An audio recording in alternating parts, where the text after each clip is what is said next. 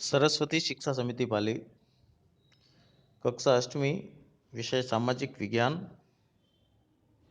न्यायपालिका अध्याय।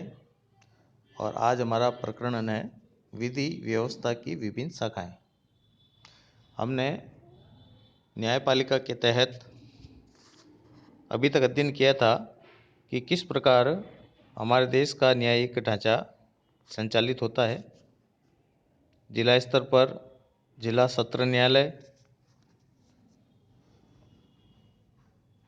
उसके अधीन कनिष्ठ न्यायालय और फिर राज्य का उच्च न्यायालय और पूरे देश का उच्चतम न्यायालय। हमारे राजस्थान में उच्च न्यायालय की मुख्य पीठ जोधपुर में है और एक पीठ जयपुर में है। ऐसे ही पूरे देश का उच्चतम न्यायालय नई दिल्ली में स्थित है। फिर न्यायपालिका स्वतंत्र, यानी हमारे देश की न्यायपालिका स्वतंत्र है, जो व्यवस्थापिका और कार्यपालिका के अधीन नहीं रहती। स्वतंत्र होने से क्या है कि सभी व्यक्तियों को निष्पक्ष रूप से न्याय मिलता है। अब आई विधि व्यवस्था की शाखाएं, यानी अपराध अलग अलग तरह के होते हैं। उन सब का एक ही न्यायालय में निपटारा नहीं हो सकता है।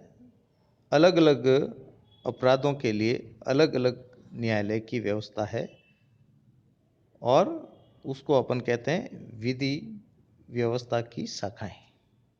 विधि कहते हैं कानून को। तो समाज में अपराधों की रोकथाम के लिए न्यायालयों की स्थापना की गई है। अलग अलग प्रकार के अपराधों के लिए अलग अलग प्रकार के न्यायालय होते हैं। आज हम ऐसे ही अपराध और कानूनों की जानकारी प्राप्त करेंगे। ऐसे कौन से अपराध हैं जो किस श्रेणी में आते हैं। जैसे मारपीट, हत्या, चोरी, ऐसे जो अपराध हैं उन अपराधों को अपन कहते हैं फौजदारी अपराध, और ये फौजदारी कानून के अंतर्गत आते हैं। ऐसे ही दूसरे हैं वो दीवानी कानून के अंतर्गत आते हैं। वो है जैसे सामान की खरीद फरोख्त। आपने कोई सामान खरीदा, वो घटिया किस्म का आ गया, तो उस कंपनी के विरुद्ध आप मुकदमा दायर करेंगे तो वो दीवानी मुकदमा होगा। ऐसे ही किराया, आपने मकान बनाया, किराए दे दिया, दुकान है किराए दे दी और किराएदार आपको किराया नहीं दे रहा है, तो आप उसके खिलाफ मुकदमा दर्ज करेंगे तो वो मुकदमा कहलाएगा दीवानी मुकदमा। ऐसे ही पति पत्नी के बीच में आपसी विवाद होने पर तलाक का मुकदमा, ये भी दीवानी अदालत में होता है। फौजदारी कानून में पीड़ित व्यक्ति सबसे पहले कहाँ जाता है? पुलिस में। और वहाँ जो प्रार्थना पत्र देता है कि साहब मेरे विरुद्ध उस व्यक्ति ने इस प्रकार का अपराध किया है, तो वो एक लिखित सूचना प्रार्थना पत्र थाने में देता है पुलिस को। उसको कहते हैं प्रथम सूचना रिपोर्ट, जिसको अंग्रेजी में बोलते हैं FIR। ठीक है ना, फर्स्ट इंफॉर्मेशन रिपोर्ट। ठीक है ना, प्रथम सूचना रिपोर्ट।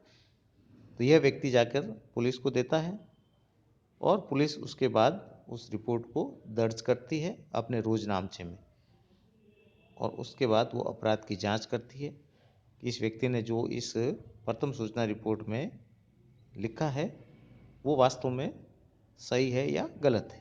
पुलिस अपनी जांच के बाद वो फाइल न्यायालय में पेश करती है और न्यायालय के अंदर न्यायाधीश उस अपराध का विश्लेषण करते हैं।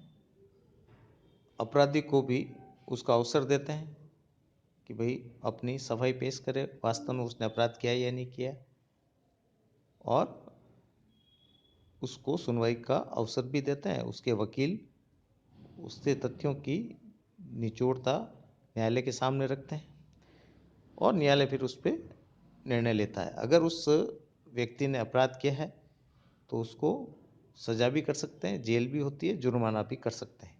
और न्यायालय में अगर न्यायाधीश को लगता है कि ये जो व्यक्ति जिसके खिलाफ ये मुकदमा आया है ये वास्तव में निर्दोष है तो वो न्यायाधीश उसको बरी भी कर सकते हैं। तो ऐसे अपराध जो मारपीट हत्या के होते हैं, चोरी डकैती के, वो फौजदारी अदालतों में आते हैं। दूसरे हैं दीवानी। जैसे कोई व्यक्ति सड़क पे झगड़ा कर रहा है, मारपीट कर रहा है, तो यह अपन फौजदारी मुकदमे में उसको केस दर्ज करवाएंगे। और जैसे मकान मालिक है, किराएदार को कहता है कि भाई आप मेरा मकान खाली कीजिए, किराएदार मकान खाली नहीं करता है। दुकानदार मालिक कहता है भाई दुकान खाली कर दे, वो खाली नहीं करता है।